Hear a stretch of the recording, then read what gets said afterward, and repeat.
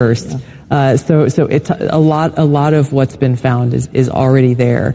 But the thing that we are working with Jay Bhattacharya, the new NIH director, on with, as well as Secretary Kennedy, is looking at the gain of function research that, in the case of the Wuhan lab, as well as many of these other biolabs around the world, was actually U.S. funded, and leads to this dangerous kind of research that in many examples has resulted in either a pandemic or some other major health crisis. Well, let me ask you specifically, because we already know that EcoHealth Alliance was partnering with this Wuhan lab to do gain of function research. That's right. We just have never been able to have somebody say, and it was that exact experiment that led to this COVID bug.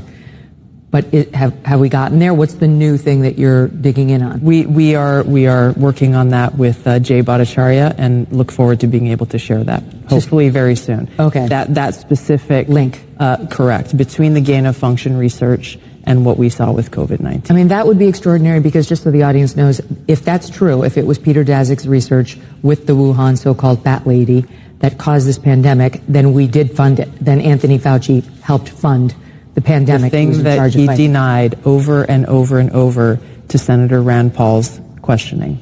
That's right, under oath.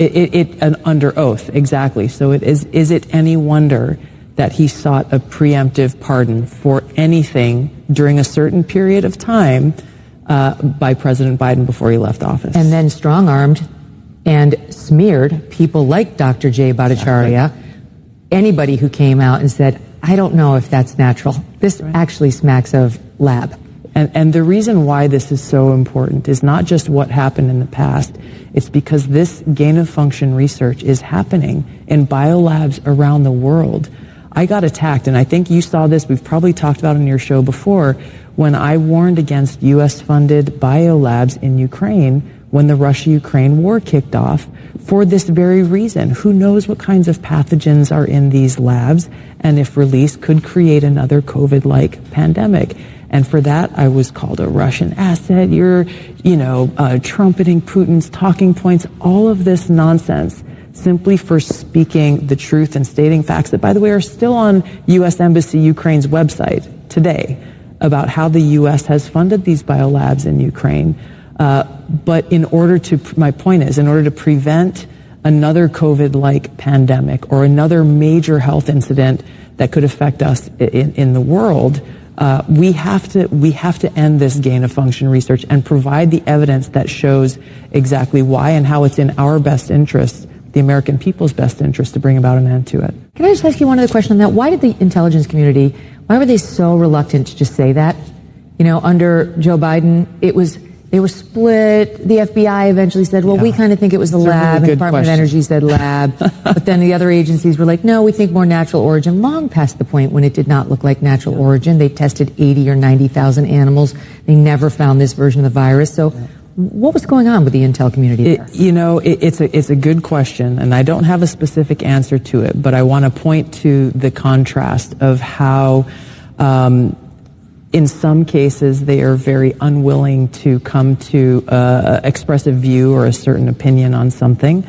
And in other cases, even if they don't have decisive or conclusive evidence per se, they're very quickly to come to an assumption. And this gets to the real heart of the challenge here, and the problems that we've seen is the politicization of intelligence to meet a certain objective or to influence a certain policy. And that is what has been the problem. This goes all the way back to why this organization was founded. When you look at the so-called intelligence that really was used to spur the Iraq regime change war, and look at what that has cost our country in lives, in treasure. Look at what it's cost the world. Look at what Iraq is today, now essentially a proxy of Iran.